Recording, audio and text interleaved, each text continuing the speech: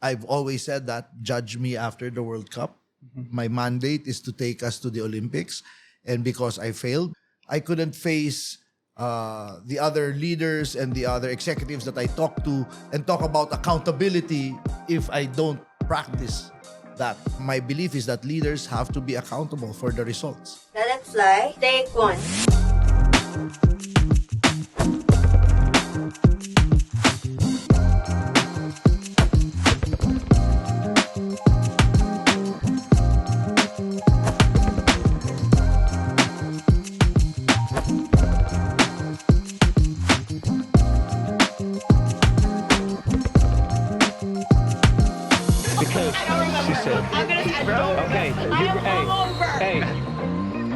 Hi, everyone, and welcome to the Let It Fly podcast. This is episode 11. Again, from the bottom of our hearts, thank you so much for all the support in the past episodes. But I have a feeling this one is going to be a special one. With us today, 9-time PBA champion and 6-time PBA Coach of the Year. If I go through his entire resume, we are going to be here for hours. But ladies and gentlemen, welcome to the Let It Fly podcast, Coach Chot Reyes. Hey, what's up, Coach? Welcome. Thank you, guys. Thanks for having me. We're so happy you're here. Very true. First, let's lay down man. the ground rules. Coach. We aren't anarchy here. You know, we do have rules. So I'll go ahead.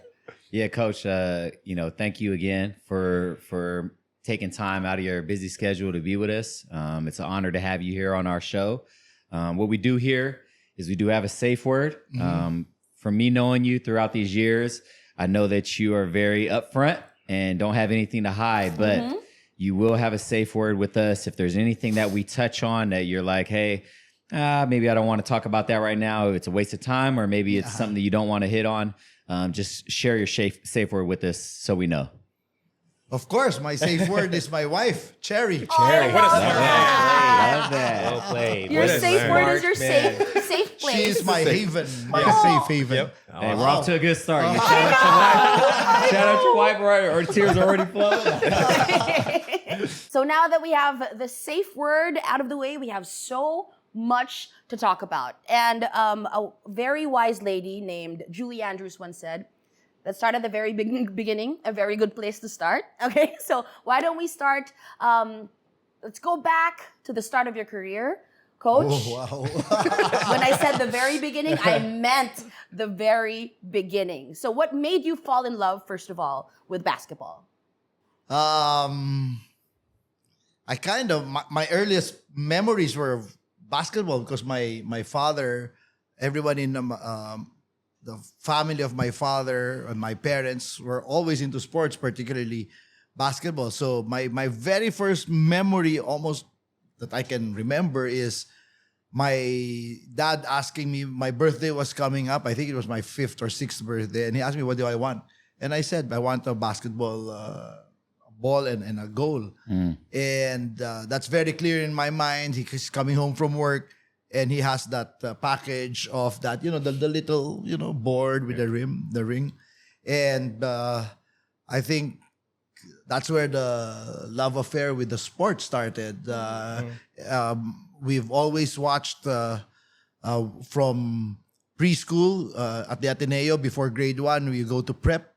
I was already watching games at the Loyola Center. So very, very early exposure brought around by my parents and my family's love for the sport. And that's where it started. And then it just grew into playing for the school varsity and then getting influenced by coaches along the way. And because of that influence, I started thinking, I want to do that. Coach, if I could add on to that, what you just said, what were some of these coaches that you can name off that really gave you some influence? Yeah, one in particular was my coach when I came into high school, first year high school.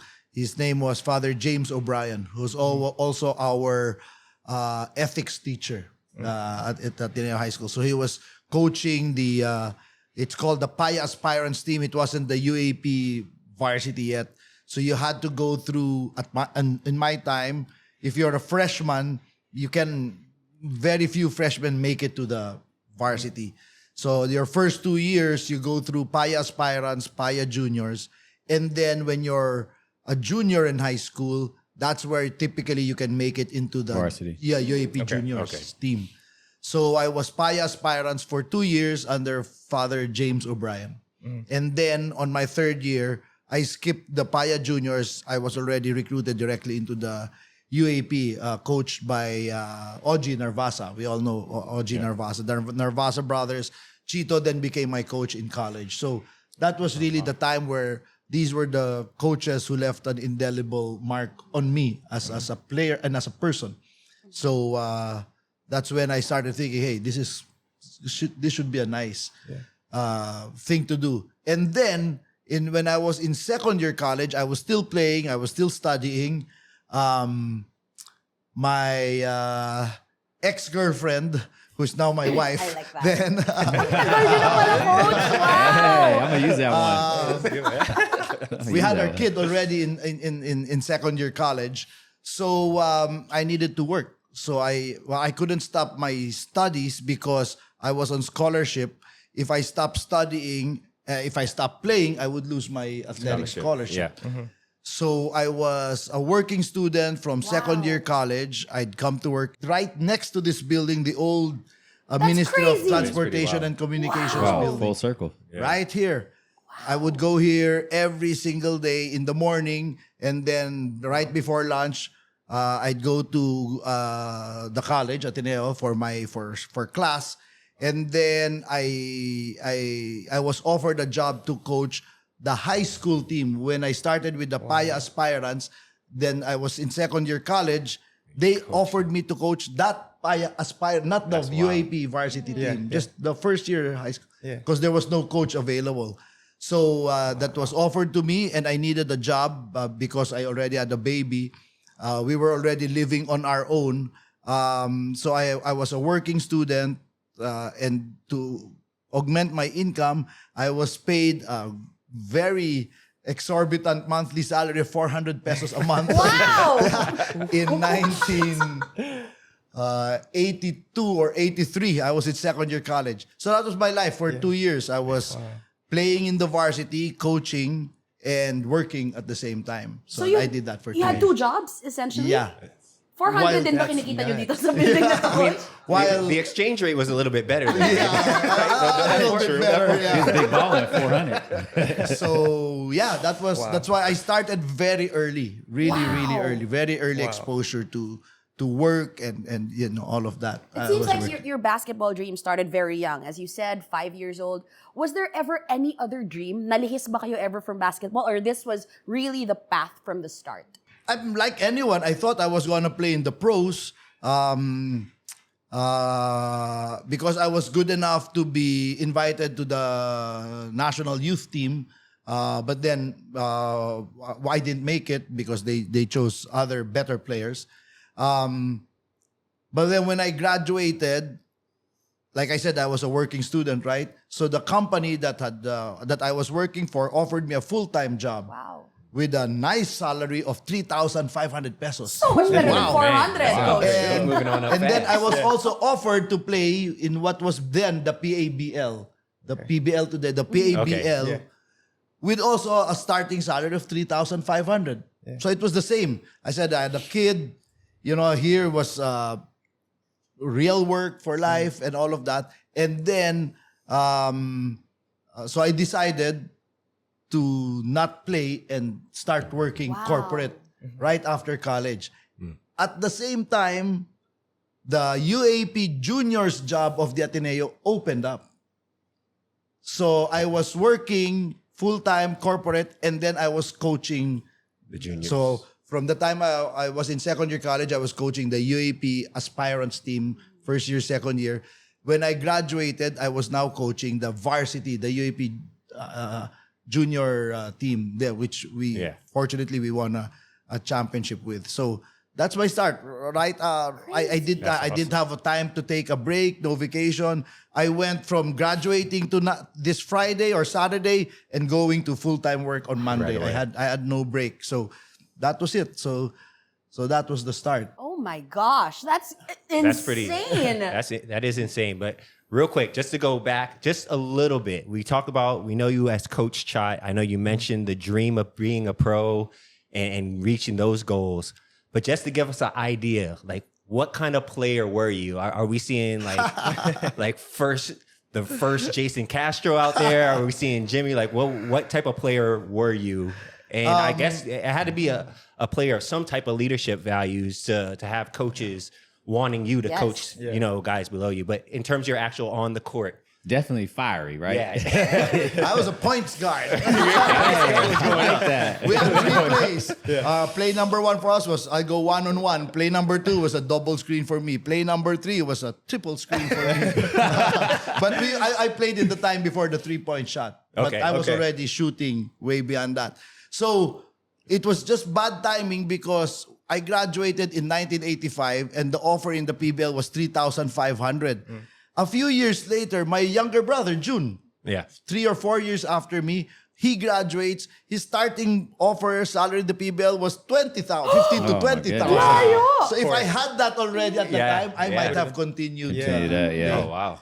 Yeah, because when I was in the UAP, in my final year in the UAP, the UAP Mythical 5 was Jericho Dinera, Glenn Capasio, Alan Kaidik, Ronnie Magsanok, and myself. Wow. We were What a they all lineup. went pro. Bunch of legends. That's They good all, company they right there. all went pro, right? Nuts. That's good company. So but then I decided to go the corporate route already.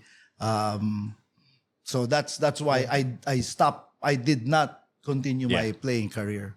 Got it. Coach, Gabe talked about leadership. Like, was that something that you think you were born with? Did you learn that from your father? Like, where did that leadership quality come from? Because I know you're like a motivational speaker and you teach leadership now. So I'm sure you have a foundation of where that came from. My belief is that there are no born leaders. I mean, maybe we're born with some traits that makes us more predisposed to leadership, but only babies are born. There are no born leaders, right? So I think it was a function of the influences around me as I was growing and playing. I think being a point guard, naturally you're a leader. You've all played the point in your career, so you have to be. There has to be some leadership qualities there. So that's number 1.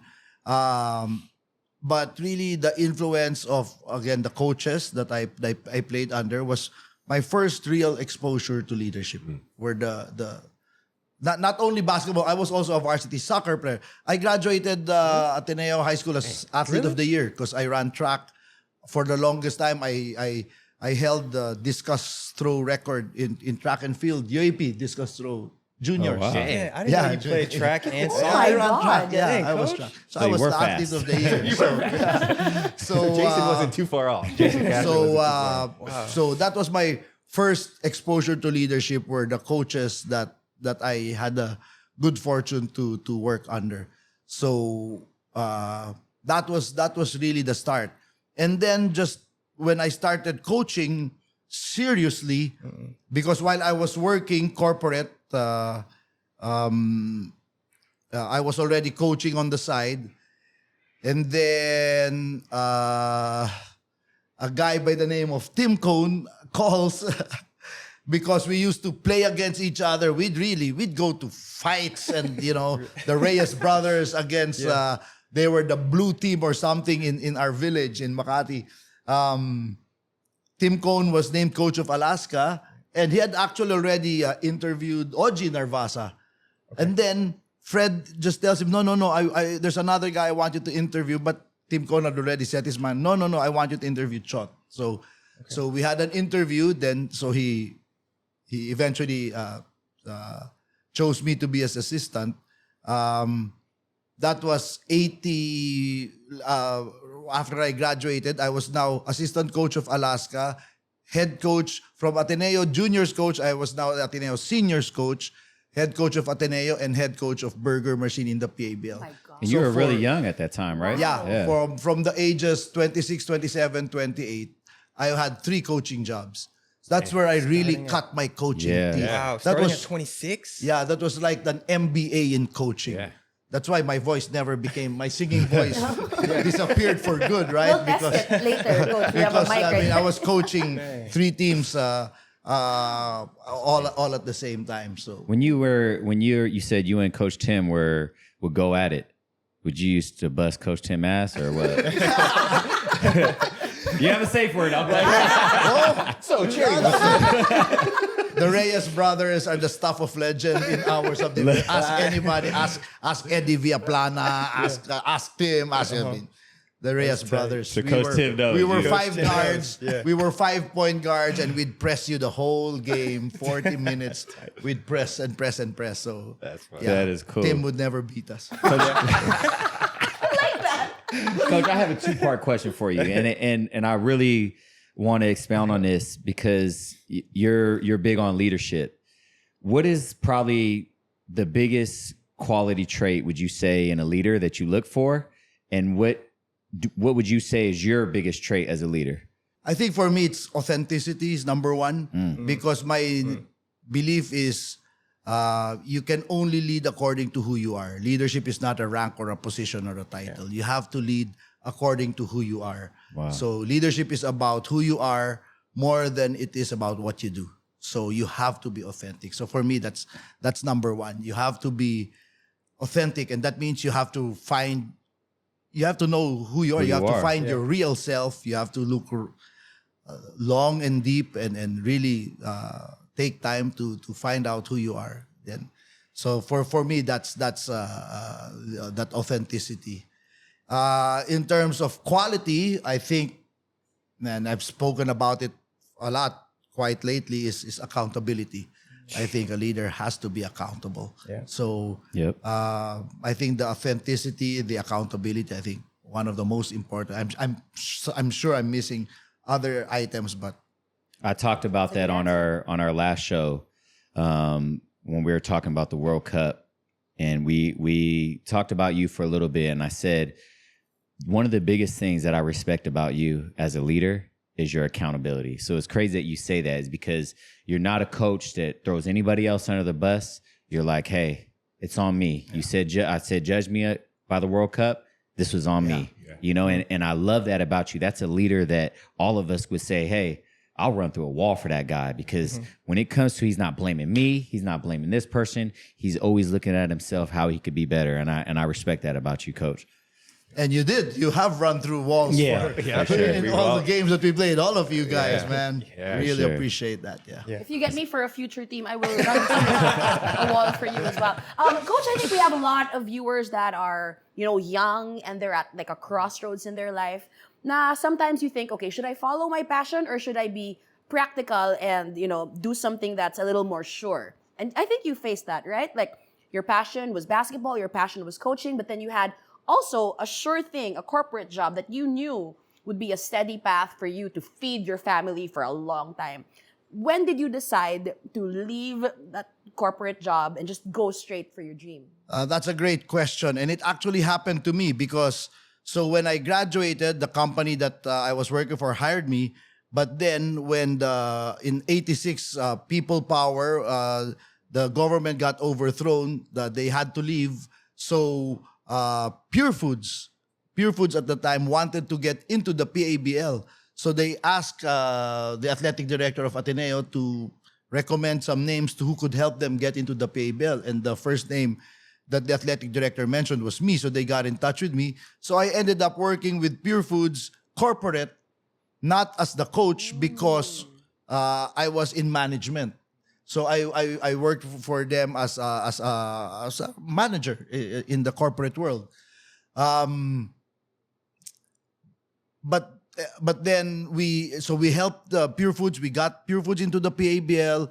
A couple of years later, an opportunity opened up. The Tanduay franchise was being sold, so that was offered to Pure Foods. So we got into the PBA. I think that was 1988, and I was asked by the president at the time if I wanted to get involved in the technical, part of the. So I said I had a management job, so we didn't take it. Fast forward to 1989 or 1990, 1989. Pure Foods had me up now for my master's at the Asian Institute of Management. I'd already passed all requirements. The final requirement is, of course, if you do this, you have to sign kind of like a contract that you have to stay with the company for X number of years, Right, 3, 4 years, whatever. And that's when I paused and thought long and hard if this is what I want to do, if I'm going to tie myself for the next 3, 4 years, or go back to coaching, because that's the time when Tim called me. So that was a very real problem for me to stay with and Pure Foods at that time was an Ayala company. Yeah. They're going to take me through my master's AIM, and then I have a straight shot. from there. straight shot to assistant vice president. Done. Anyone would have wanted to be in that position, but then in the end, I had a conversation with my father, and he said, anyone would love to be an Ayala executive. You have your MBA for free, and then you'll have your career path cemented right in front of you. But my father said something very important. But it's up to you, he said. Just think about this. If you don't take that coaching job, what will you tell yourself a few years down the road when you look at yourself in the mirror? So you might regret it. So that's when I thought long and hard. And so I let go of the sure thing and you know how coaching is, right? Yeah. It's so uncertain. It's so, there's no tenure at all.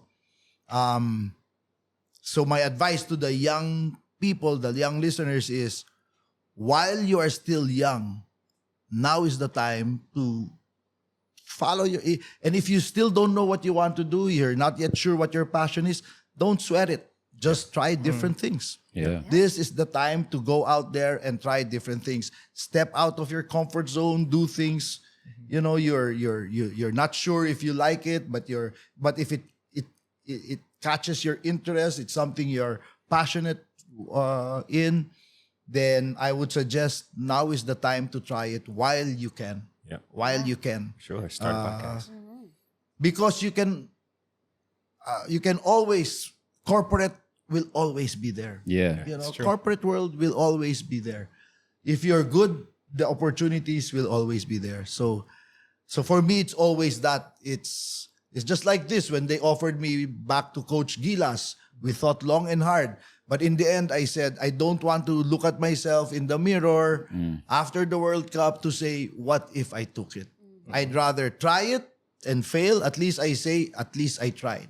As against looking at myself in the mirror and say, sayang, sana I tried it. What if? Live life with no regrets. Yeah. So I think that's the bigger. So that's my suggestion to the younger listeners. Now that you have the time, now that you have that opportunity, I think now is the time to try. Obviously, following your passion worked well for you.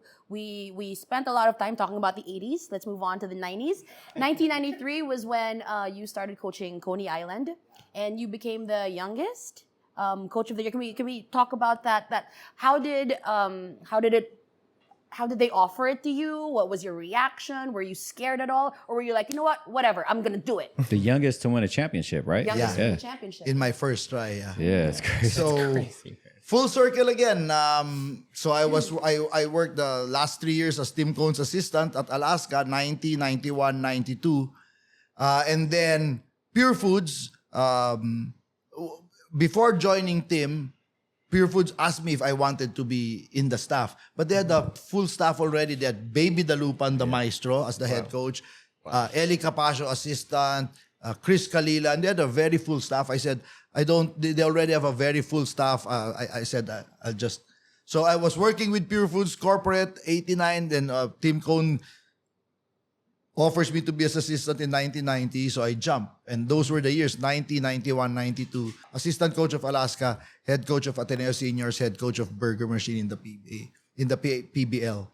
So, full circle in 93, Baby Dalupan retires. Yeah. So, Pure Foods comes back and they ask me again. So, I had a live contract with Alaska, but lots of gratitude to Tim and Mr. Fred Huitengsu because they said, "Oh no, that's a head coaching position. That's cool. By all means, go and take it." So that was it. Young coach, 29 years old, first head coaching job. But luckily, I had started already way back. So it wasn't like I was a real noob, like you know. So, and we were fortunate enough to have some really good players by the name of Alvin Patrimonio, Jericho Dinera, Dindo Pumaren. So on that very first tournament, all Filipino, we won a championship right away. I was 29 years old. My very first tournament, we faced Norman Black and Ron Jacobs, the mighty San Miguel team, and we upset them in the final. So that was fun. How many games? What was it? I think it was 4-2. 4-2? 6 games, 4-2. yeah. So you turned down the assistant. They wanted you part of the staff. Turned that down. Yeah. And then it comes. Said it was full, and then they came back with the head coach. Was like, Yeah. "Hey, Yes. what about this one?" So it was really destiny for you to be there and the head coach of that team because they wanted you on that staff. Yes, That's- because like I said, I was very close to the president. So, you know, he was the one who was offering me the masters before I left. So he's always kept tabs with me, Mr. Rene Boain, one of my first real mentors. Yeah. Was there a level of pressure that you felt following in the footsteps of a legend like Baby Dalupan, like to have that as your first head coaching job at the pro ranks? 29.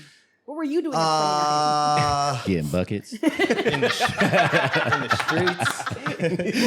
on JD. Paranaque? JD in the shadows. Oh, that would never happen. I think Pure Foods went through a rough patch before that. I think that was not exactly Baby Dalupan had already passed it on to Eli there Capaccio was a at the couple. time. So there was already a little bit of a gap. break in between, a gap in between. So they weren't doing too well. So it was kind of, you know, there was only one way to go. Right. But up. I think Pure Foods management at the time set it up in such a way that they said, you know, don't worry about it. You're a young coach. Let's build this team to be successful over the long haul. Yeah.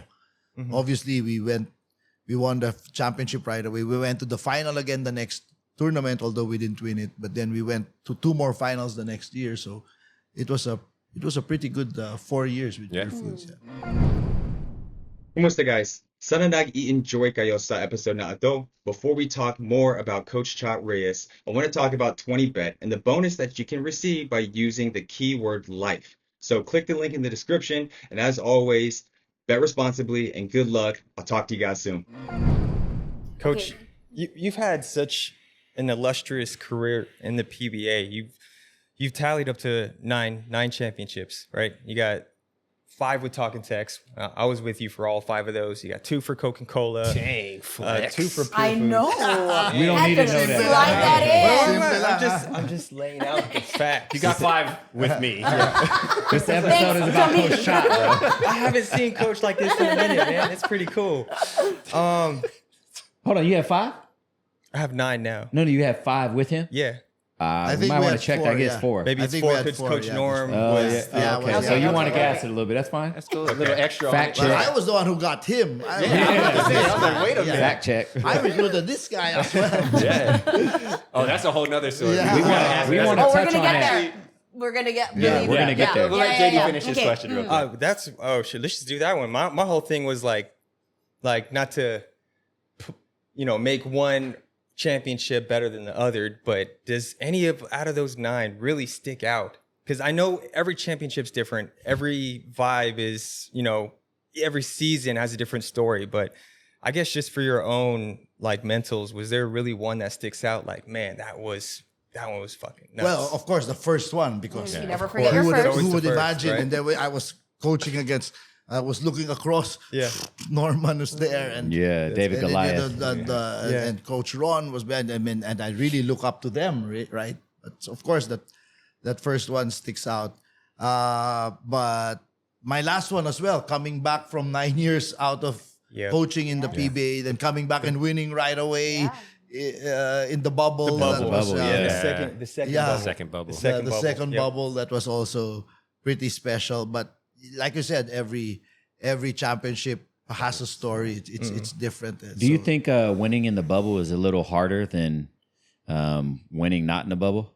Yes. Yes. Because of all the mental health problems, Yeah. man. Yeah. I That's mean, crazy, man. Because there's a lot of casual fans that don't understand basketball that will say the bubble championship. Again, I talk about LeBron. The bubble the Lakers, championship of the yes. Lakers Asterisk, right? a Mickey Mouse Yeah. title. But for me, like you asked the players, even Dame Lillard has spoke on Yeah. it. It's like that's the hardest championship Yes. because Yeah. everybody's there, fully invested. There's no outside in. distractions. Yep. Everyone's playing at their top because you're just there playing, you know? And Facts. so plus there's a lot of aspects like Coach talked Yeah. about, mental health. You're away from your family, you're dealing with all these things.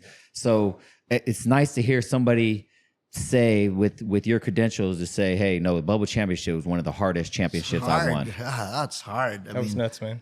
the conditions we were living under every day, you don't know who's gonna get hit, who's gonna get sick, who's Yeah. gonna get infected, who are you Yeah. gonna have Yeah. the next That's right. game, who's gonna be out, and then we lost. Then we lost Kelly, then we lost Boy, then we lost. Yeah. I remember that. And then even externally, thinking of your family outside the Yeah, bubble. outside, Yeah. yes. Making sure What a they're time safe. that was. So you have 9, and none of those championships were memorable with JD. Cool. We cleared that up. Clear that up. I was waiting for That some wasn't the type of- answer he was looking for. I cleared was that up. waiting for We that. cleared that so up real I'm- quick. I'm waiting for that. Thank you. Go ahead, so Gabe. We bring want to that talk up. But about JD. we wanted to touch on one thing that we haven't really jumped all the way in on within ourselves. But now that we have you here, I don't know if a lot of people really understand how, especially, years ago, how active you were in search of Filipino Americans, Filipino Europeans, just Philams all over the place. Because I know you're very involved in me being here in the Wow. country, Jared being here in the country. I'm sure you Saul was on your radar early. Yeah, he didn't talk to him Kelly very and, much. and guys like that. He didn't care about So, self so me and Saul, we're all the same batch, all the same draft batch. Saul and I did our year in the PBL. I'm sure you know the story. 2 You were conferences. 2 conferences. Tough on the body, by ourselves. Making peanuts. And out of 400? nowhere, Jared Dillinger's name pops up. Doesn't play in the PBL. But we were just wondering, how did your discovery of JD happen and his process? It was one of those like overnight names. It went through 6 or 7 months of, we kind of knew where we were going to fall in the PBA draft and, Jason and Robbie Reyes. And out of nowhere, it was like, oh, Jared's here, but nobody saw. It was like this mystery man that came into the country. But we also knew that how active you were. And I guess that was the only common name that would pop up. It's like, oh, Coach Chot found this player in Hawaii and this, that, and the other. But And then JD And then played, JD also played less minutes and field goal attempts to get his games in. Played a total of 25 minutes, 1 minute per game to get but his games in. You guys know the story of how he found you, but people don't know that. So I would like to hear that as well. Well, my story, real quick, was basically 2006. George Mason goes to the NCAA Final Four. Coaches Convention is there. So I believe it was Coach Shot. I don't remember who exactly was with you. I don't know if it was Coach Nash, but somebody. There's a group of local coaches, Other coaches, yeah. who happened to come across my mom and my Lola that were there, spark up the conversation. Oh, is your son, your grandson playing? And sure enough, I'm playing. And then months later, I'm in the country with Athletes in Action. We cross paths again. Yep. And I'm still playing. My dad, for anybody who's ever met my dad, is very active in his kids' lives. So he was like, Gabe, you just focus on your senior year, not knowing that he was continuing to have conversations with Coach Chot and the staff of the national team. And right after my senior year, Right into the national team, right? yeah, I was flown out to LA. I flew out to LA for a tryout, basically. I was still in school, hadn't even graduated yet from George Mason. Flew out, met up with, to me, outside of probably this World Cup team this year, in terms of you just guys had talent squad. on paper, I'll say this to the end, that team was special, just in terms of just strictly talent. Yeah. You look at resumes, MVPs, All-Stars, championships. That team was stacked, and I did enough to Yeah. to get an invite back impress. a couple months later to join the national team. So that was where our relationship really started and kind of went from there. None of you would be here without him. Yeah, Pretty much. Wild. big part. Yeah. big Can we part. talk about how Yes, he let's go hit back to JD? Jared snuck Okay, Yeah, how did he snuck in? Like, snake how'd his you do way that, into the Coach? league? It was a great experience. Because that was the time where there were no pre-draft camps yet, right? Yeah, there was yeah, no yeah. the We didn't draft have a combine. We didn't have a nothing. combine. So you could really hide people. Yeah. Yeah. So You yeah, I actively loved hid it. him? Yeah, I Oh, loved you it. hid? No, it was a real thing. Like when I was playing for Pampanga, they were just always mindful, like JD, don't dunk, don't play, Wow. don't do anything. And then you're a kid. You got a young man's mentality. So every now and then I'll get mad and I'll punch one in or something. And like, JD, you're doing too much. What's wrong with you? You gotta calm down. But it's funny, Coach, because my first real interaction with him, aside from just over the phone, was really getting picked up, like flying into the Philippines for the first time. Yep. And Coach met up with me in Greenbelt, and we had dinner at some Japanese restaurant, and we're just kind of getting to know each other. Yeah. Yeah. And really, like, it was like, at the time I didn't know, but really they were gonna test me and see like, how good is this kid? Yeah. Right? So very next day, they were just like, JD, come to practice, all right? And this is when Ren and all those dudes that you were playing with was on the national team. Yeah. Yeah. So, I walk in to practice the next day. Team's already practicing. And Coach just throws me in. Like, Coach, JD, get in there. And he's just pointing around. Guard that guy. He's the best shooter in the country. And it was Ren at the time. Wow. And so, I play defense. That was like really my skill. So I did a really good job guarding against Ren. I had a couple sequences with the team, and I already had a welcome to the PBA moment. Yeah. I was driving down the lane, and Ollie Peak just checks me in the chest, and I fall on the ground. And he's still, Coach Chot's laughing, right? Coach Chot probably put that hit in. He was like, test this See what he kid. does. Give the order. Test this kid. Test this punk. And that just really set the tone. I was cool with it, obviously, because I was all fiery, and I love that type of stuff. But that just right there kind of set everything forward. Like, I just kind of fit right in like a glove to his style and the way I kind of went about my business on the court. So it was it's crazy. It's crazy how it starts like that. What do you look for, Coach, and what did you see in these guys that you knew that they were special? Well, first of all, because of my exposure to the national, because of my love for the national team, I already knew one of our problems. If we were to compete internationally, we had to have bigger guards. Yeah, we couldn't have 6'5" forward, 6'4". We had to have 6'5" guards. We had to have tall guards. So all of the common denominator of these guys, they can all play point. They're all guards, right? He's not 6'5", but he's bigger than the regular, a Filipino guard. 6'3". Local, yeah. Local guard. It's not that far off. So my eyes have always been open with just my network of people that I know in the US, the network of coaches. I'm very close to. When Bruce O'Neill was still alive, I was on the board of the United States Basketball Academy Coaches Advisory Board. So I had a wide network of coaches who would tell me, "Hey, there's this kid he has Filipino blood." George Mason. What's George Mason? So then we saw that they had that Cinderella run, right? But we were already checking him out. Yeah. We're watching him. Then this kid from Hawaii. And further back, it was that was also the story of Kelly Williams, Rudy Hatfield, and Joe Devans. Yeah. I flew over right. to Detroit and tried out Kelly. And then we flew somewhere, and Joe Devans and his father met us, and we were looking for big guys who could shoot, who could play from the outside and not be inside guys at that time. So I always have that, and up to now, I mean, a lot of people are saying the national team or the SBP doesn't have any program. I beg your pardon. You should see the pipeline that we have, and we already have kids who already have their Filipino passports before they turn 16. Yeah. So we have all these guys set up already. We have a great point guard. The starting point guard of the US under-16 team, Yeah. JJ Mandakit, Yeah. he already has his Yeah, Filipino JJ. passport. Man. For 16. So if he decides when he goes senior, he'll be to play for the Philippine national team. Nice. Yeah, to So- clarify, that's the U16 US. US. Yeah, That's the US. U16, just to Yeah. clarify everybody. Yeah. That's dope. So he has his Filipino So passport. he can play senior for the. So we already look back that far. So that's the same thing with you guys. Yeah. We were already keeping tabs. Same thing with Jordan Clarkson. Yeah. He will tell you the first in conversation we had on the phone, he was still with Texas. He was still in college Yeah. even before we finally get them out here. So we talk. I talk to a lot of people already and go through. This another kid who's trying to come out here. I look at him and I was following him since he was in college in St. Mary's. Stephen Holt. Yep. So I think finally he's going to come out Yeah, after and so many years. Yeah. So sometimes they come right away. Sometimes it takes a while.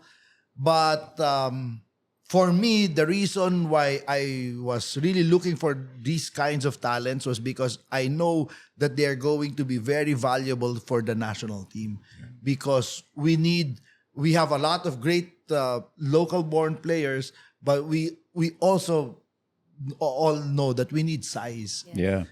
And we need size not only in the front line, but we need size in the guard, and the wing position. So that's the story of why, so one of the coaches, I think it was Bruce O'Neill, because he has a lot of roots in Hawaii, was the one who told me about you. Okay. To keep the tabs on you. So we were keeping tabs, and we asked him in, and then we hid him. That was amazing. Yeah, so That was amazing. There's like no video footage of the game. Like nothing. Yeah, bro. I got a funny story of when I came out here. I was hid by Boss Mikey Romero.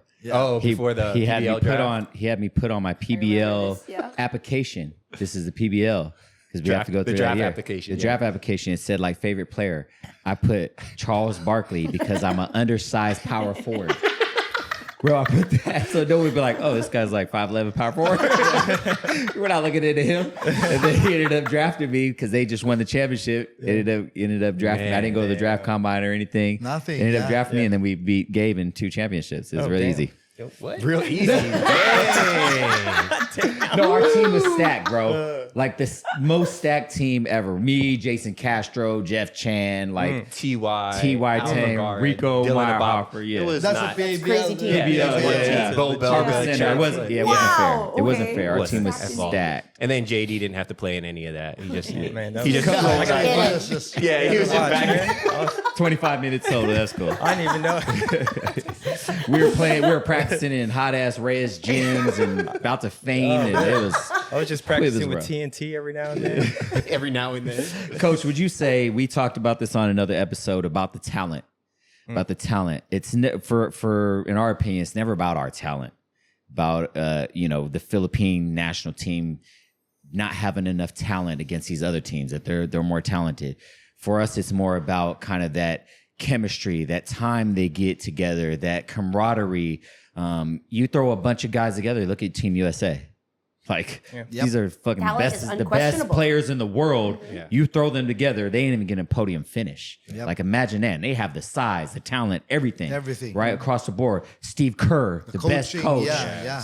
Eric Spoelstra. Best like, come support, on now. yeah. They have everything. They So were the only team with their own hotel, with their own practice Exactly. gym. They didn't even have to go out Exactly. for practice. They were saying that Everything, Shane, yeah. Shang. Yeah. So you can't expect, people don't understand. You ask Coach Chot to throw guys together like we're Team USA and expect us to be great. Yeah. But would you say like having that much talent, the team is always changing because more talent comes in?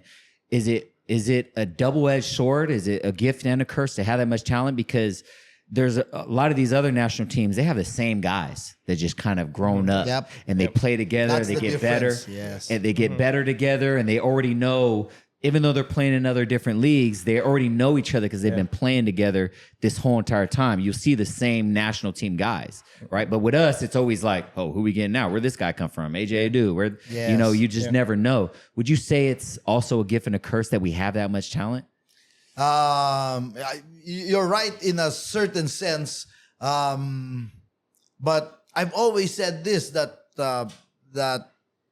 the best players don't necessarily make the best team. Yep. Yeah. Tama. So And that's what we had. We had a real great preparation plan for this World Cup. We started really early, and we had the whole program planned until we just got hit with injuries. Yeah. And at that point, we were really fighting to get Jordan in earlier than he came in August 8, August 9. We wanted to, like what we did with Andre. We Go go to him. there, Yeah, to go the to him. US. But, you know, we came from Europe and then we were going to China. So the visas, the logistics couldn't get done in time. So we were asking, okay, just join us in China. So, but then it turns out he couldn't get his visa as well because he couldn't get it in LA. He had to go to Washington to get it. So many things happened in the interim that in the end we had very, very little practice together as a team. When did you have the full team, would you say, before the World Cup? Our first full practice with everyone in, everyone healthy, doing everything was August 18 when we played Cote d'Ivoire. Jeez. And your first game was August 25th. 25. Yeah. come Team on, bro. 1 USA. week. Team USA started August 3. 1 week. Yeah. 1 week. We had bro. 1 Against week. Cat. August And 25. I remember clearly because August 17, Kai did not even practice because he had to get treatment on his back. Right. So we never nuts. got complete all 12 guys, Yeah. as in all there playing full contact Yeah. You know, what's, practice. you know what's crazy? You would think like if this team had the same amount of time that the 2014 World Cup had, where Yep. we got to go to Miami. We're Yep. there for 2 months just Yes. preparing. I don't want to play the what if game, but I promise it Yes. would have been a No, that way matters. different, Definitely way matters. different result. Because you know? people forget that 2014 preparation, we didn't win many games. Nah. All the pocket tournaments, we got beat by who was it? Ukraine. Ukraine. Ukraine. By That was the 30, worst. Like we come off of this. Australia. We had this high. We play France. France. And we played France in France. Play them tough. I think like Japet like dunks on Rudy Gobert. Like, This one you're Batum. You're talking about I'm guarding Batum. Batum, and then Okay. Batum decides to give me buckets at the end of the game, and I had nothing for him. Because it was middle of the was fourth there. and we were still up by 4 or 5. Yeah, we're up 4, and then then Batum, Batum takes over. Because he says, that's my fault. takes it. I was like, man, single time. I had nothing for him there. Doing game. That's just. I was so Batum, why tired, can't you but stop him? I was like, just chasing him off the screens. But like that whole experience, like imagine Right. if this year's team, Yeah. the World Cup, was their tune-up games. And we were Wow. there. I mean, If you put it that way, that's insane. That's basically you what it would have remember been the for games us. that we played in China? Yeah. The tune-up. We were already. The movement was Yeah. It was very getting there. smooth. It It was looked very great. fluid.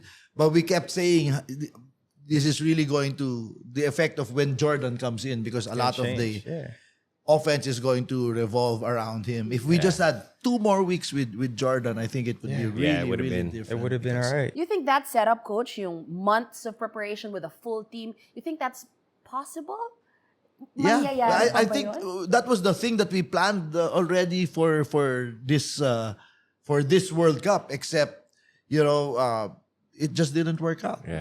Things beyond our control. The availability of Jordan, he was with his previous representation. We had him for 6 weeks. That was our agreement, and we already had an agreement there. But then he changed that, and then remember he got into that contract. Yeah. He was in the contract renewal year, Yeah. so he couldn't move as well from the US. Ipit lahat. Yeah, and then he had some personal issues, so he could only leave August 6th. Yeah. So at that point, we were deciding, so are we going to go with JC or let's just go with Justin? That's what I was going to ask you, coach. Yeah. Okay, So let's we get were to that deciding. decision. But we were, in our mind, really, JC's our guy. We really wanted Jordan. Then Justin goes down with an injury. Yeah, he gets hurt. So do you think if Justin doesn't go down with an injury, would you, because of the time that you would have been able to have with him, the camaraderie, the chemistry that you could have built for a longer amount of time, because Justin's here in this country, do you think the team would have probably flowed better with I say, think Justin? maybe the offense would have flowed better. Would we have played better? Again, it's hard to play the Yeah, what what if if, game right. because Yes. it's hard to replace the scoring of JC because facts. he Look what he did against China. I mean 20 that points, 4 minutes. Jordan, That was unbelievable. JC is JC. So, but it wasn't only that. It was also the Scotty's hand gets Yes, fractured. Kai was supposed to join us July 25. He finally joined us August. He was practicing a little bit a week before the 18th, but really full contact was only on August 18th. So AJ even had an injury too, then right? AJ had was an injury sprained. early in camp. He wasn't playing in the European camp, but at least he was with us. Yeah, So that yeah. was very important. Even Roger Pugoy, right? So Yeah, that's but right. all of these, we really planned for it, but nothing. Even in Dennis Schroeder's interview, he said, when we started in July, so they started in July. So Yeah. Okay, earlier, Coach Sol was saying na iba-iba yung tao, iba-iba yung players ng national team. But I think, one semi-constant since 2005 really was you. Diba? Magta 20 years na po kayo sa national team. 2005 was when you started. What were the most memorable parts of your 18-year tenure? it's tough to beat the win over Korea, of course, the 2013, in terms of basketball. But somebody asked me that question already, what are the highlights of my national coaching career? And for me, really, the highlights, and this is not being cheesy or corny or anything, but you know this, how big I am on relationships, right? Yeah. So for me, the highlights are, seeing you guys, what you've done with your lives, putting up your own company, you with the kids, and traveling and seeing Lay and Izzy and Cash, Orion, all of those guys, and I'm seeing them growing up and seeing Jimmy now coaching in the NBA. Shout out Jimmy. That's for me. Those are the real highlights. Kiefer grabbing the game ball at the end of the China game, giving it to me. That was special. That's cool. So me and Jimmy, when we landed in Spain, remember when we were checking in And all with the Croatia. teams- the teams and are coming other through the teams. hotel. And then Jimmy and I in the checkout counter, we just had this look, kind of like eye to eye between coach and players, kind of saying, "This is it, coach. We're here." Yeah. For me, those are the highlights, and that's what really makes it special. That's what makes. For me, that's the real return on coaching. We all know how thankless this job is, but for me, that's the real return. That's number one. And secondly, now I'm really so surprised, and I'm very appreciative, and I want to shout out and say thank you to all of the messages that I've been getting. I'm not on Twitter, I'm not on Facebook, but people send me a lot of direct messages on Instagram and on LinkedIn, and then out on the streets and all that, and even in the games. When we were there at the MOA, I went into the restroom. When I stepped out, there was a huge throng of people, and they were cheering. They were cheering my name, and then somebody started saying, "Thank you, coach. Thank you, coach." So for me, those are the knowing that I did my part in serving my country, because for me, coaching the national team is more than anything. It's really service more Yes, than for sure. anything else. Yeah. Let's talk about the elephant in the room. I'm sure a lot of bashers are watching. Hello. We've been tiring out Coach Chot's throat. So now I'm going to give the floor to the three of you. You did say that you would run through a wall for this man. Can we explain to the people who are watching, who are not quite as big fans of Coach Chot, why this is? What is it about him that would make you drop everything and do everything for him? I mean, I think for me, it's a lot of the stuff like he touched on off the court that we would do. He's great at putting guys in uncomfortable situations to make them comfortable. You know what I mean? To put you in a space where I can trust you to do your job. I can trust you to do your job, and I'm going to do my job as well. And it isn't always perfect. It isn't always pretty. I remember my first training camp. We're in Serbia. I finished college, and I fly. I don't fly here. I meet the team in Serbia. And we're playing one of their teams. I just remember like Darko Milic was there watching the game or something like that, former NBA player. And end of the first quarter comes, and I get a penetrating kick to me in the corner. It's like 2 seconds, and I go to shoot it. And it's one of those, like, I got a 7-footer closing out, and I like drop the ball, get called for a travel. And Coach Chot, I don't even know if you remember this, but Coach Chot, where our bench is on the opposite side. He meets me before half court, cussing me out, completely cussing me out. And To shoot the damn ball. Can we get a yeah, reenactment? shoot the ball. I get defensive. I start cussing back at him. We go back and forth.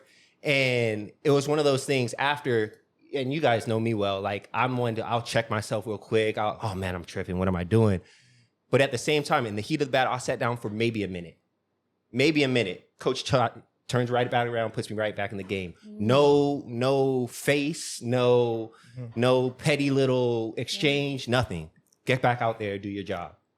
And it was that's one of those for a young player to realize that early, to be like, this guy expects a lot out of me, and I need to expect that out of me too, and holds me accountable. And it's right back to accountability.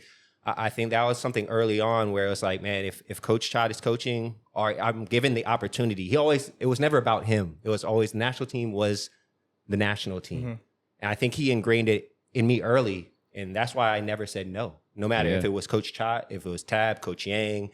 I didn't get a chance to play for Ryko, but I would have said yes then. And it all started because he made me realize that the talents I have are needed.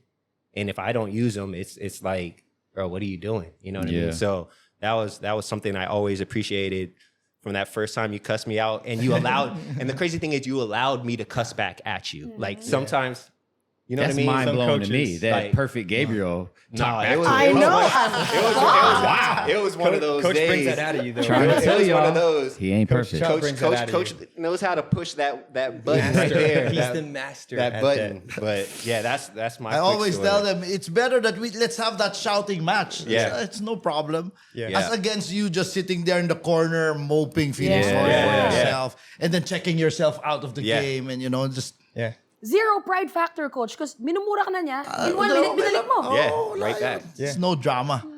Yeah. He did the same thing to me. Yeah. Exact same Minura mo thing. rin to. Exact same. We Lalo were, kami. We have a lot of shouting matches. Coach, I have a lot of shouting matches with Jimmy's, Yeah. JJ. So I heard, Coach, that you guys on the national team would use me as an example in terms of like What not to do? like you can get in it with your players, and there's Yeah. no Yeah. judgment, there's no pride. It's just that we both want to win. Yeah. Like there was a moment in Japan and FIBA Asia. Oh yeah, I remember that. In Tokyo, Same. where we were. Well, Coach did this thing where he calls a timeout and he lets everyone know in the huddle type of thing, like don't pass to Dillinger. He doesn't want to fucking play today, type of thing. And he knows that's just gonna rub me like, oh, I'm gonna show you, mother effer. So I get back in the game. I'm trying to show him, but I'm playing bad still. So we're literally yelling in the middle of the game, like "F you, where's your game?" And I'm In the middle of the game. Back. F you. He pulls me out, telling me where's my head and all this stuff. And literally, just like you said, a minute later, he comes right back to me. You ready to get back in the effing game? Are you going to play how you're going to play? Get the F in there. And I go back in. I start playing well, and I'm still cussing at him. I told you. F you. F you. Sa paggalit eh. Sa pagalit eh. Nagkakalat na nga siya sa paggalit. That's JD for you, coach. I've seen that side of it. But he knows, like, that's the thing. Like, it was all for winning. Like, he knows I was a team player. Like, I was not selfish in that sense. Like, he knows, like, man, he just wants to win, just like me. Same goal. Same goal. And I think that's where I drew a lot of respect from him, because when I first got to play under Coach Chot, whether it's on TNT or the national team, he really taught me about mentals and just whether it's regulating or controlling your emotions and really seeing the bigger picture in how you're like conducting yourself with other players and how to get the most out of them. Like I really saw a different perspective when I was under you as a player coach. And it really shaped me into how I am today in terms of, the values and the philosophies, the pillars that I've created that's made me successful. It really started with you. And I still go back Glad to to them hear to that, this yeah. day. Even till now, like when I was a captain for Morocco and now I'm a co-captain on Ginebra, I still use those pillars and values today. So I know you said it's a thankless job, but I swear to you, like within the basketball community, within like that code on how the players are towards coaches, like People know, yeah. you change lives. Like you really have an effect on someone's life in totality. Is that a word? Totality. Totality. He added a Totality. Did he add a U? And Yeah. But no, like it's amazing, Coach. Like I didn't really get to talk to you like this, in years. So I really wanted, at least right now, to get this little short opportunity. Just like, thank you, man. Like for real. Well said, JD. That was Yeah, beautiful. that's just, Yeah. Thank you. yeah. Yeah. That's the return. That's the return. Yeah, for me, I didn't get as much time as JD We and had the Gabe. Jones Cup Yeah, challenge, yeah. We do got a That was gold. special. We do got a gold. And for me, like they say, if you don't have bashers or haters, you're not doing something right. Right? So bring them on. Like honestly, bring them on for all of us. Probably Gabriel doesn't have any haters, but this dude. but honestly, like one thing that about Coach Chot is he's probably the best motivator I ever been around. Yeah. That guy is the ultimate motivator. I remember before games going out there like, fuck yeah, we about to go out there and whoop on these boys. like I remember him, and like they said, he has no problem getting in you and demanding what he expects out of you of the level that he knows you could play at. Right. And bringing that out of you. And he knows how to bring that out of you.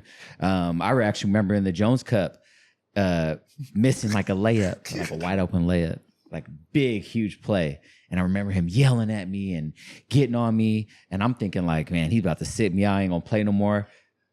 Just like Gabe, throw me right back in there. Like, I expect you to make layups. Like, I expect you, like, you're a key part to this team. Like, go out there and do this. It doesn't matter. Like, some people will take his yelling and go into a shell, but he knows how to motivate each and every player. He doesn't treat every player the same. He knows how to get the best out of all his players. And that's something. And you take on the traits of your coach, your leader, right? And we already said his accountability. And I've taken that. We've said in other episodes how you've impacted my life when it comes to being accountable, not blaming others, always being that leader to embody the accountability. And I've respected that about him, and I've picked that up as a man, not just as a player. You know what I'm saying? So, Coach, thank you. Like, ultimate respect for you. That's where it all started. That Jones Cup championship. That was It was our- 2012. that was That's when. Yeah. 2012. Yeah. Then we Yeah, went from through there, yes. straight. Then that was 2013 was the next. So Yeah. that's where it all Special started. group. Yeah. Hearing That was a special group. these guys talk about you this way, a lot of people call you a player's coach. Did that start from the start? When did that come out of you, and why did you decide to be that? Just very early in my career, I'm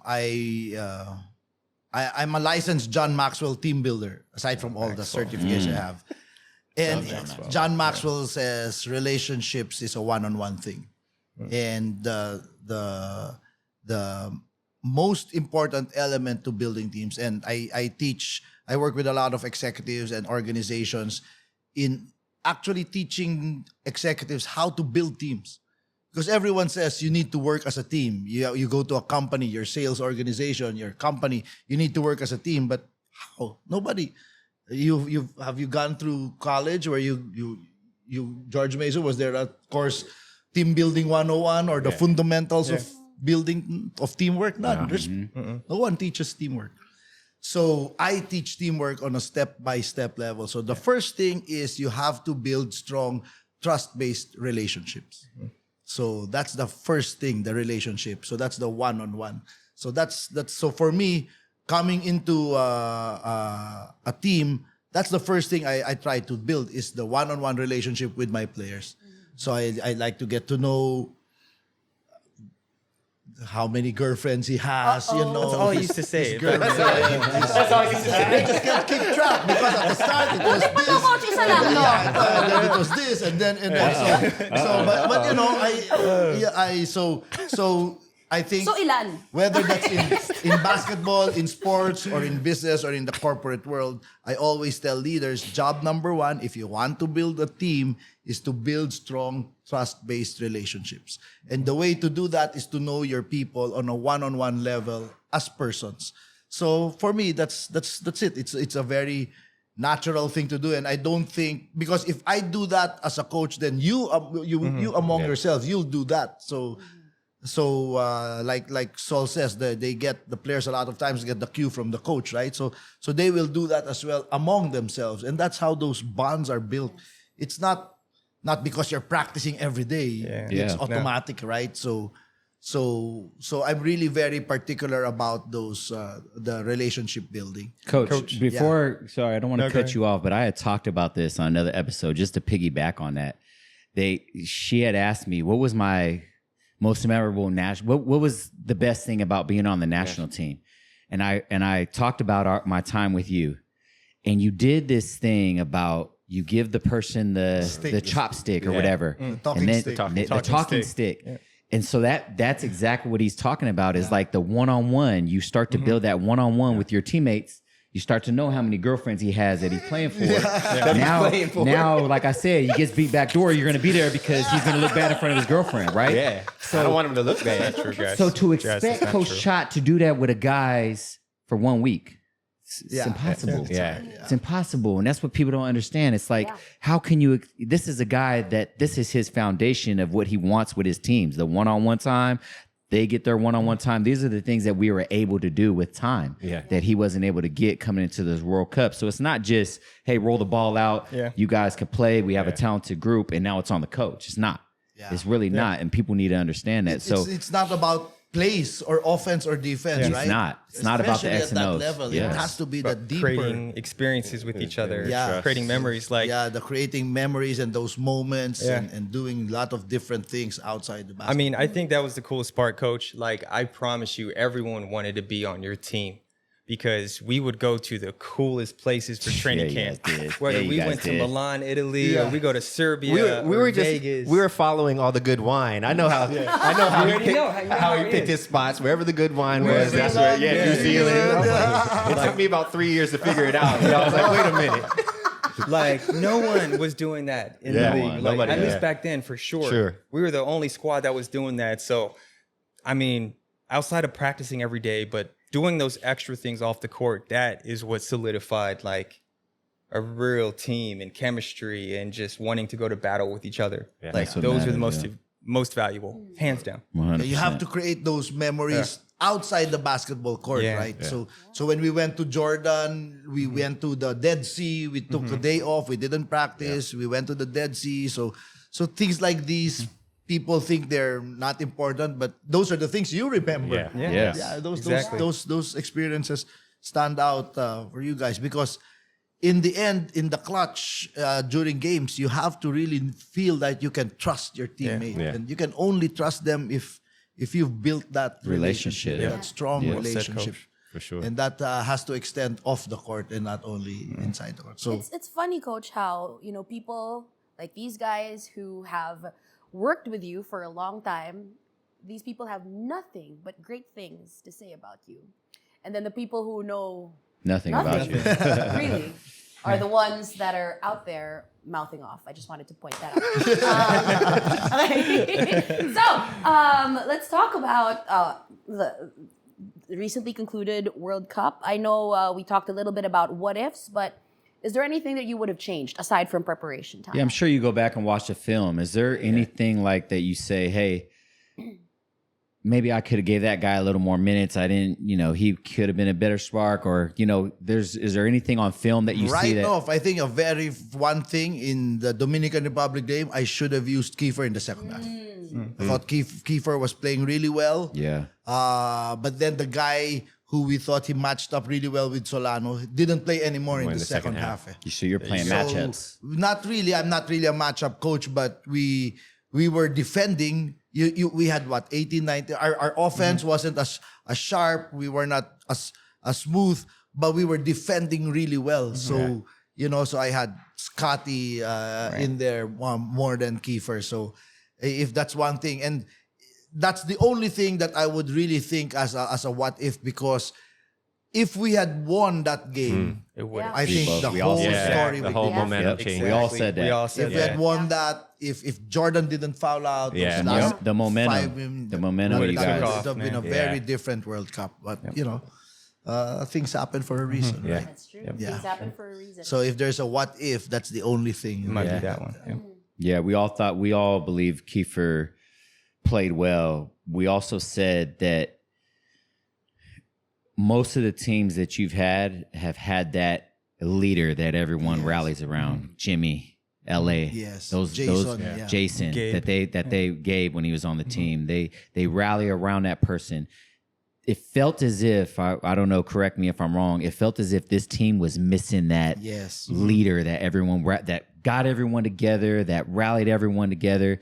Do you feel the same way that Was key for really doing it. But obviously, it should have by nature it should have easily been Jordan. Except he was just not around us Not enough long time. enough. Yeah. All right. To build those real.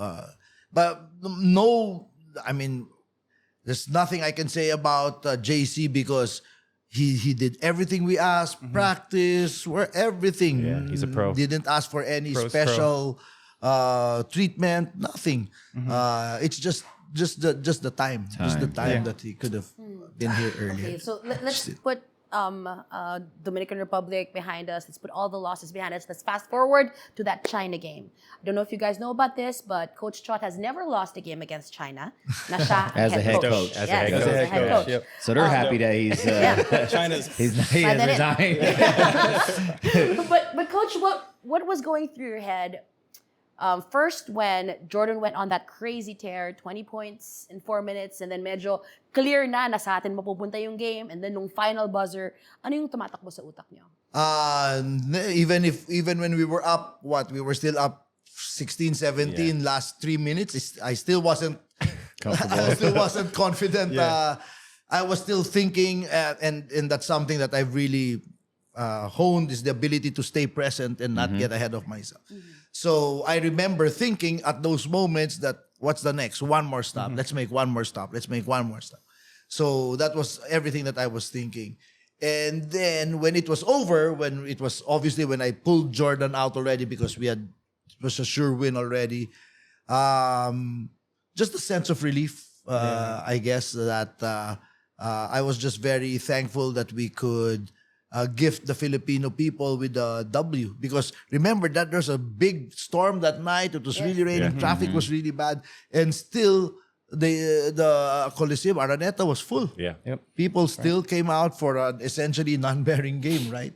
So that I was really, really relieved. And then the next thought was I was looking for my family. I was looking for my wife, Cherry, my kids. I knew they were somewhere behind me because I knew that they really went through and they really suffered a lot because I'm not on social media, but they are. Yeah. So, Yeah. and even they, even Cherry herself and my daughter, of course, they fight for me and all that.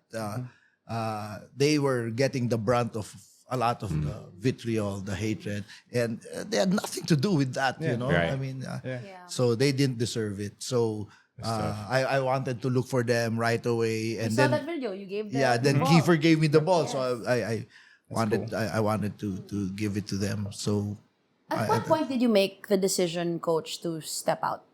To say na okay, I'm done with the national team. after we lost to Sudan, because by then we couldn't get to the Olympics outright anymore, and that was the job that I was hired to do, and it was it was tough because of course coaching the national team is a special privilege for me, but easy in the sense that I've always said that judge me after the World Cup. My mandate is to take us to the Olympics. And because I failed, then I couldn't face, like, the Friday I'm giving a talk for a certain group. I couldn't face the other leaders and the other executives that I talk to and talk about accountability if I don't practice that myself, right? So my belief is that leaders have to be accountable for the results. Yeah. Whatever the reason is, even if there are reasons, even if there are mitigating circumstances, in the end, you have to be held accountable. You have to hold yourself accountable to deliver those results. And we didn't deliver, so. Now you- go ahead. Sir. Do you feel like you can teach more and learn more from failure than success? A lot of times because just by nature you reflect more after failure Right. than after a win, right? Some people talk about this, but they say, when you meet real adversity or you have a crushing defeat, are you going to ask why? Why does this happen to me? And some people ask me that. Do you ever ask them why? Why do you ask yourself? And I say no, I don't, because after a championship or a victory, I also don't ask them why does this happen to me, Oh, right? yeah. So just by the very nature of defeat, you kind of self-reflect more, and so you learn more. But you can also learn a lot from victory. But I think adversity really has a lot of learning moments as long as you're mindful enough to mine for them and look for them. Coach, who do you think, who would you say is the man for the job? Do you think, is there anybody in your mind that you say, hey, I think this person is really good for the national team? At this moment, I think the best person for the Asian Games right now is Tim. Yeah. Because he's already there. He's just coaching. He's not going to come in from the cold, so on and so forth. But I also know that he really doesn't want to do it on a long-term basis. So off the top of my mind, I know that there are a lot of names that they're being floated, but right now it's tough. Yeah. Think about this. I mean, I'd love to be able to hire a really good foreign coach or whatever, but if you get a foreign coach here and you say, okay, let's prepare the team early for the OQT in June, Yeah. where are the players? Yeah. What Yeah. team? Yeah. Yep. So if you're a foreign coach and you don't know how things are run here, you're just going to get frustrated because, okay, I'm here. I have nobody to work with. No one's going to practice. Yeah. Nobody's Right? ready to So, work. It's true. It really needs to take some serious planning, sitting down, and I'm certain we're going to sit down at some point after the Asian Games with the SBP, with President Al Panlilio, Chairman MVP, to think about really what is the best for the program moving forward. Because I think we have a lot of good talents, young talents already in the pipeline. Take a look at this team, the core of this team. Young team. How AJ is what, Super young. 24, Dwight just turned 24, Right. Yep. Renz is 25, Kai. Yeah. Young. Yeah. Those are Let them grow together. Yeah. that's a core that can really grow together. Nice. Jamie, how old? Yeah, Jamie's still young. 27. Yeah, Yeah. Jamie's 28, really yep. young. And then you have Carl Tamayo there. Yeah. Yep. Hopefully Justin Baltasar It'll be nice, bro. joins us next time, So there's still some real good talents Yeah. who are not even here yet. There are. And then we have some guys who are up and coming who are still, they're not yet here. They're elsewhere. Right. Do you think there's something that the PBA can do that can help moving forward the national team? We have talked about this before, like the PBA, we don't play FIBA rules. Yeah. Yeah. We don't play FIBA rules at all, and we expect it to translate with our players, right? And you could even see that in Team USA, because obviously they play NBA rules. We kind of play NBA rules.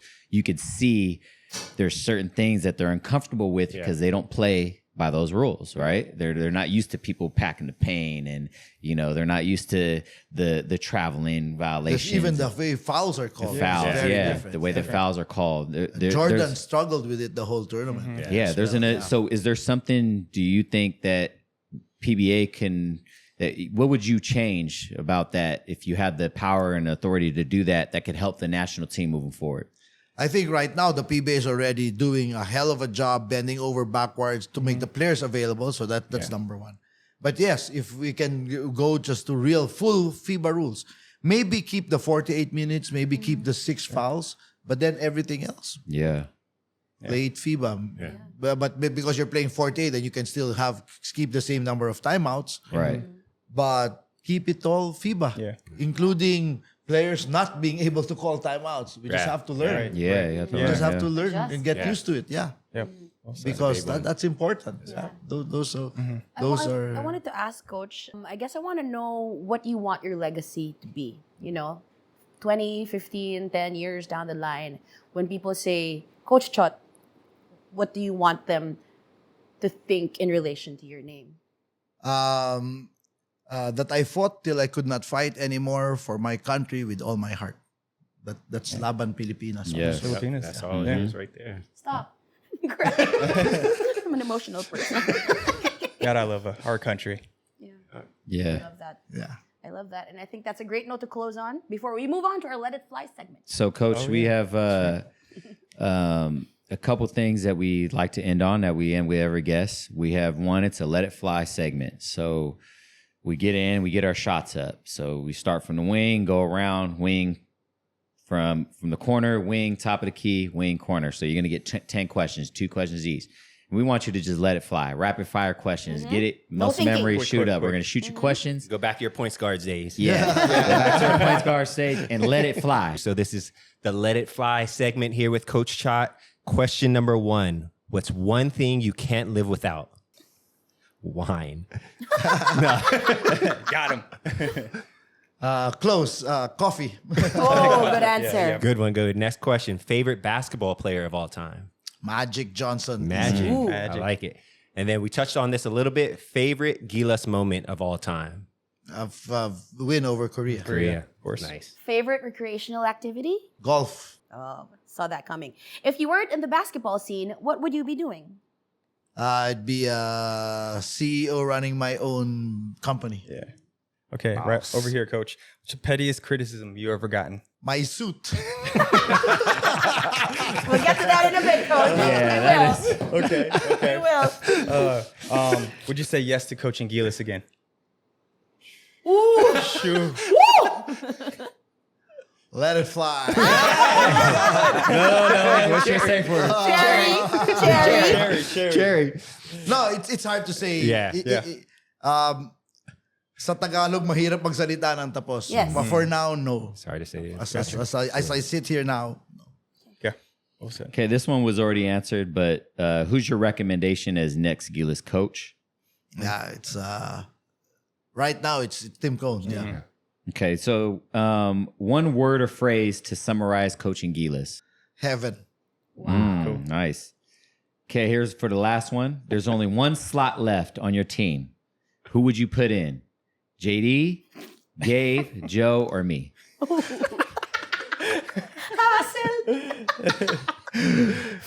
Of course, Gabe. We thought he was going to be the safe word on that. He don't care. That's the We go back. We go back. Yeah. We have some good times. Very good. Very good. Okay. This is the last question. Can I explain why? Oh yeah. Yeah, go ahead. sure, of course. Of course. Because he's the only one who can play all the positions that you all play. Yeah. Valid. Yeah. Valid. That's very Valid. true. You feel good about that, So Gabriel? JD's also 6'5", but just can't do it. Yeah, basically. Got you. Noted. Soul's just 6'3". That's why. And I'm 6'3". I can't play makes probably sense. big. Yeah, that's all. You can't play a 4. Yeah. Though you wrote it on your PBL draft. Charles Charles Hey. Barkley. I'll guard a 4 though. You Hello. will defend the forwards. That is true. Our last one? Yeah, Coach. Just like Saul was saying earlier, this is kind of the thing that we ask all people when they come on this show. So the question goes like this: If you could change one thing in this world, you had the power to, what would that be? Politics. That's a good one, man. Worldwide. Worldwide politics. Not Philippine politics. Politics worldwide. Global politics. Yep. I'll say, Coach. Love Good that. one. That's a good one. Yes, sir. Before we end, I do this with all our guests, and we all do this. I like to give you your flowers, and we did earlier, but I just want to tell you, Coach, that you've truly impacted all of our lives as basketball players, for one, but also as men. You have a servant's heart, and I respect that about you. Thank you for everything that you've done for me and my career. Thank you for what you've done for our country and the national team. You've truly been a stand-up model of what a leader truly is, Coach. And so thank you. Thank you for your service. Thank you. Of course. Thank you very much, Coach. I think just so we just don't keep going down the echo chamber, Coach, Yeah. of just how much, respect and admiration that we have for you. I think I just want to say thank you really for what you have done for our national team with the inside and out, because I don't think people can understand, even with this one podcast interview where Coach is giving a lot of information of what he has done in the grassroots and finding players, that's just the tip of the iceberg of what he really has done to really bring out to put Philippines on the map, essentially. Because until Coach Chot really came, we really weren't on the map as much as we are now. Yeah. And people kind of forget about that, I think. That was just 10 years ago. We were not even playing in the World Cup. Exactly. So just if you can, people can just step back from the situation and look in the big picture, of what Coach Chot has done. We should have a whole museum of Coach Chot. $200,000 pesos. Figure of Coach Chot, you know what I'm saying? Gotta Of get the seat just back. what you've done for our country. We are, as countrymen and women, we are proud to be Filipinos in terms of how we see you leading our teams. Whether it's your kids or your teammates, your friends and family, we're all proud to know you and to be connected to you at some capacity, Coach. Yes. Thank very you. much. Thank you, JD. Yeah, and just thank you for your sacrifice. Thank you not just to yourself, but to teach Cherry, the kids, just putting yourself in a situation to be that dartboard that people are just throwing darts at. You know what I mean? It's not easy. Like you said in your interview, it was a job presented to you. Yeah. You weren't there searching for it, and you didn't didn't say for no. it. Yeah, I you didn't apply volunteer, for it. So I thank you for always stepping up to the plate, no matter the outcome. At the end of the day, whether you're a player, a fan, management, or anywhere in between, naturally you're going to have your own 2 cents to put in, but you always handled yourself consistently as you. You never wavered. And, as a guy who's played for you and you've helped start his entire career here in the Philippines, I do truly thank you. And thank you for always looking out for my wife, my kids, my parents, my family, always checking in. So just thank you all the way across the board. Coach, thank you so much for being here. I just wanted to remind everybody watching that, to you guys, he's, a larger-than-life person who you see on TV, who you see on the court. And sometimes you forget that behind that person is a human being with a family, with people who love him. And I just want to remind everybody that it costs nothing to be kind. So let's be kind. Coach, thank you so much. Thank you. for Thank you, being here. Coach. Thank you for your time. Yeah. Thank you, all of you, for having me here. It was fun. Yeah. I really enjoyed my time, and thanks for all the kind words, and always for always having my back. And I always have your backs as well. For sure. And this is the return, right? That I was talking Yes. about. Yes. These men. Yes. Look what Sure. from the punk that he was, and now to Mr. Dillinger now. So na lang babae niya, Coach. Loyal na to. Loyal na to. Character development. Yes. He's still a punk, Coach. You've been hating on me ever since the show started, man. Thank you guys for watching. We're really proud of this episode. We'll see you in our next one. This has been the Let It Fly podcast. Bye. Peace.